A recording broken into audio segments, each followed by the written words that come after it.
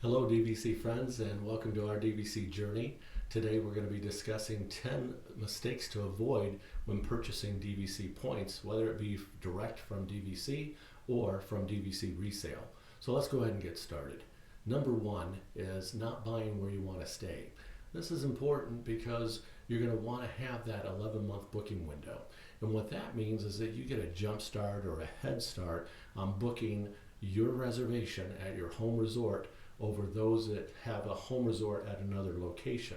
So let's say your home resort was the Polynesian, for example. You can book your reservation 11 months in advance of your vacation time, where I'm not a member, or my home is not Polynesian, so I cannot do that. I have to wait till 7 months prior to my vacation. So you have an opportunity to get that room perhaps I won't be able to get. So it's always wise to buy where you want to stay, or at least where you're willing to stay, and you'd be happy if you aren't going to buy your first choice. At least get your second choice of where you would want to stay. That booking window is very important when it comes to holiday time, whether it be Thanksgiving or Christmas or Easter, spring break. Those weeks that are very popular, those rooms go quickly. Number two, buying one large contract. Just because a person can buy a large contract doesn't mean it's necessarily the right thing to do. I'll give you an example. Instead of buying one contract worth 400 points, maybe it's better to buy 4 contracts worth 100 points each, or splitting them down even further to 6 contracts, 3 100 points and 2 50-point contracts. Why you would want to do that is because if there came a time where you had to sell some of your points, you have contracts that are smaller that you could sell 1 or 2 of the contracts instead of selling one contract for the full amount and have to start over. Nobody wants to do that. So it's always wise to buy smaller contracts. In addition to that, buying smaller contracts, those tend to sell quicker. If you have a 100-point contract or a 50-point or 150-point contract, that's going to sell much quicker than a 400-point contract, or even some buy higher point contracts. To give you an example, I looked up on a market right now through resale a particular contract. There is a contract listed for the Polynesian, for example. That contract is for 725 points. It's a lot of points for one contract. It's fully loaded, meaning that it has points for the current year and for the years to come after. So it's not stripped down where there aren't any points. It's fully loaded. So that contract, to buy it with closing cost and everything included, is going to cost $115,816. That's a lot of money to put out for one person at one time. Now again, you may be able to do this. A person may be able to, but it doesn't mean it's the right thing to do when buying those points. Splitting them up tends to be a lot better for you when it comes time to sell those, if you want to do that. This contract in particular, point contracts generally on a resale market tend to sell within days or even weeks of being listed. This contract's been listed since, this is the middle of August of 2023. This contract is showing that it was listed on February of 2023. So it's been on the market for quite some time, understandably so, because the outlay for that contract, as I said, was over $115,000, and the monthly payment, if it's financed, they've worked it out to be about $1,500 a month. It's a lot of money for someone to put out per month to have a DVC contract. So if you're going to buy, break those contracts into smaller amounts.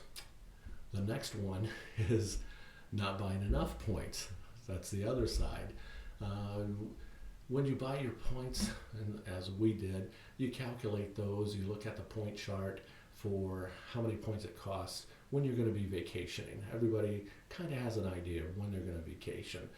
We, at the beginning, would vacation around spring break with our kids. So we looked at how many points it would cost for us to be able to get a 1-bedroom during spring break week.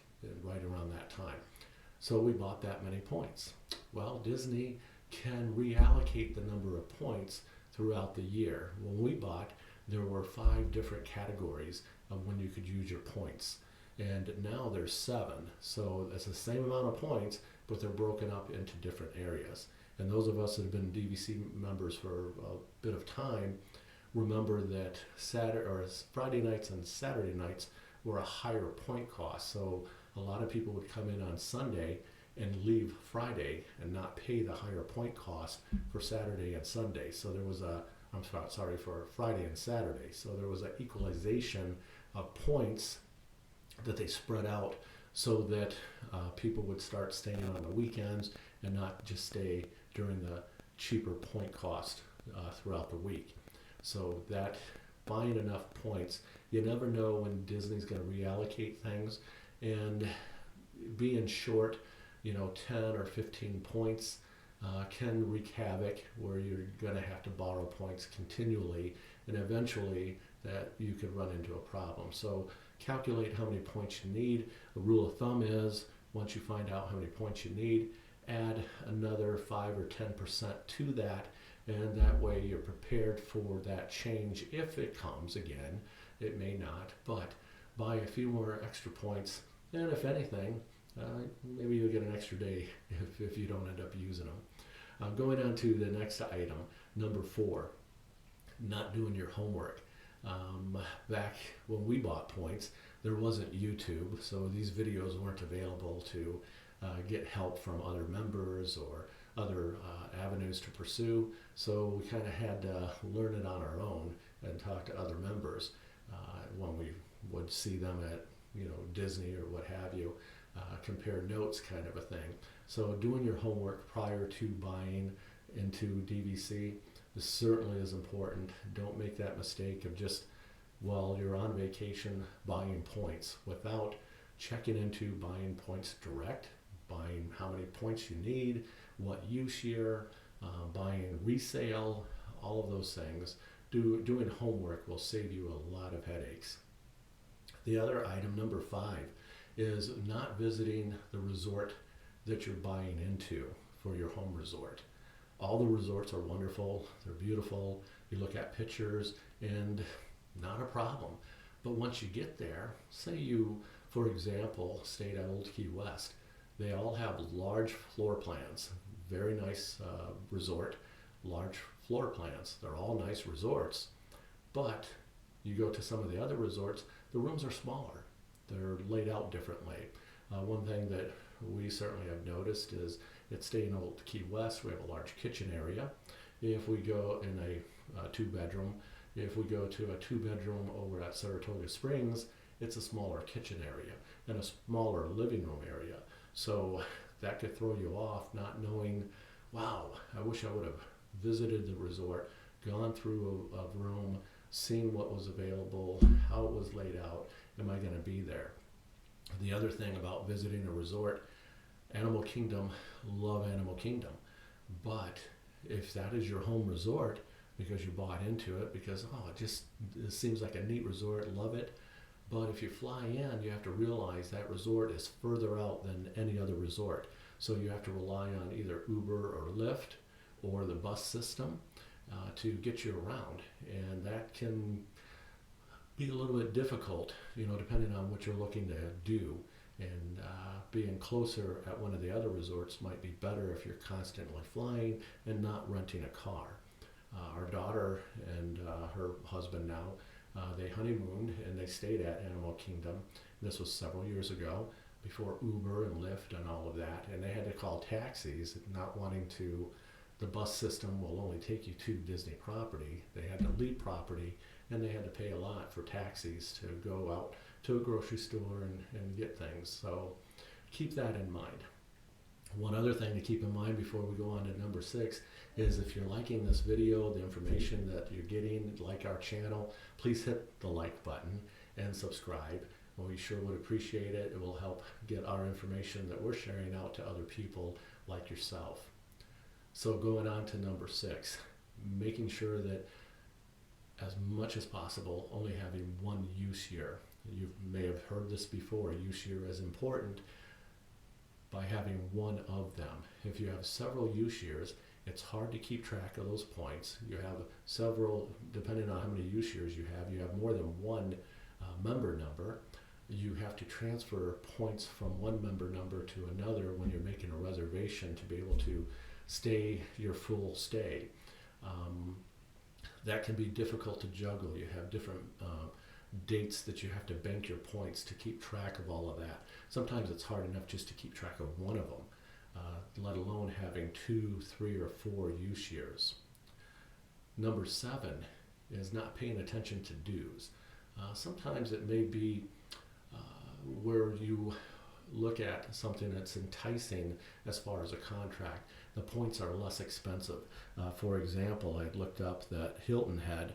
The points are less expensive. You can get a Hilton Head contract for say $80 per point, but the dues are $10.73 per point at Hilton Head.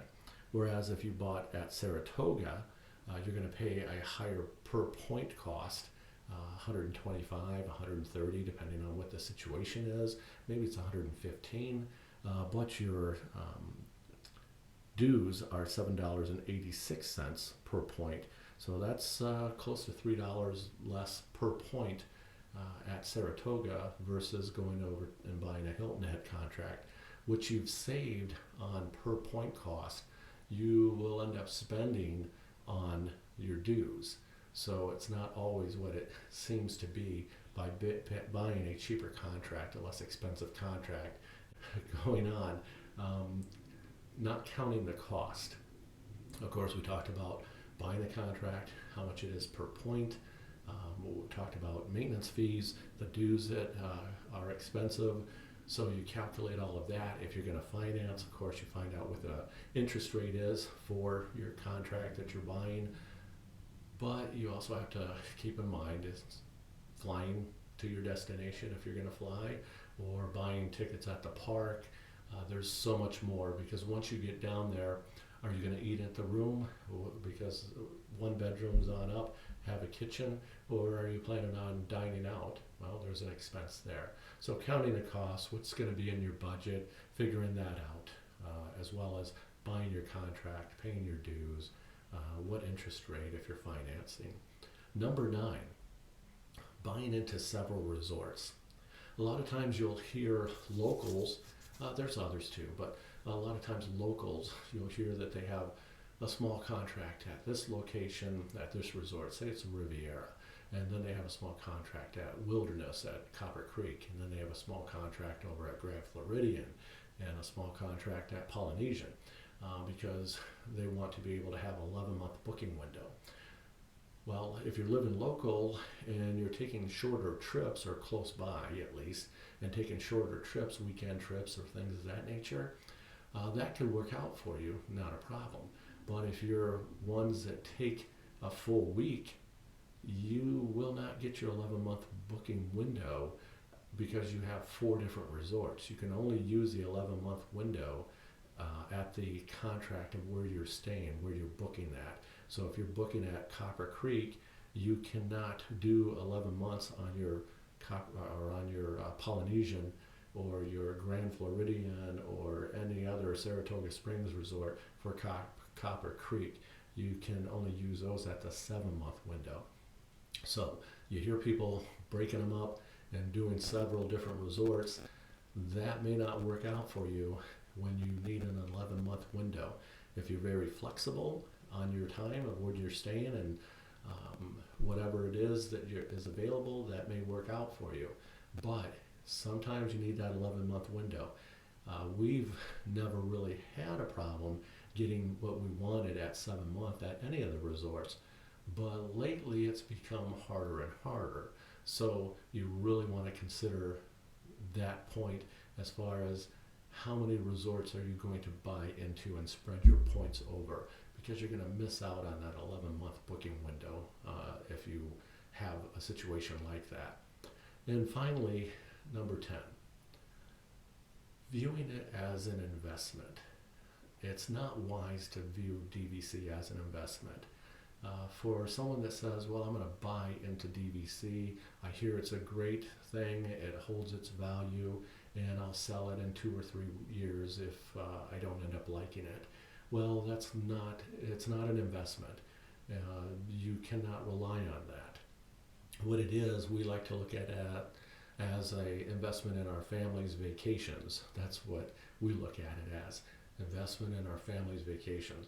Now, we've been members for quite some time, so the likelihood of us being able to sell our contracts that we have and get more than what we paid for them per point cost, as well as enjoying the vacations that we've enjoyed over the past 20 plus years, the probability is good that we're going to come out just fine, no problem. But you can't go into it looking at it as a monetary investment. It's not wise to do that. Just be cautious of that. So those are the 10 things that I wanted to share with everybody as far as what we found was helpful. We'll see you on our next DVC journey. Thanks again. Bye.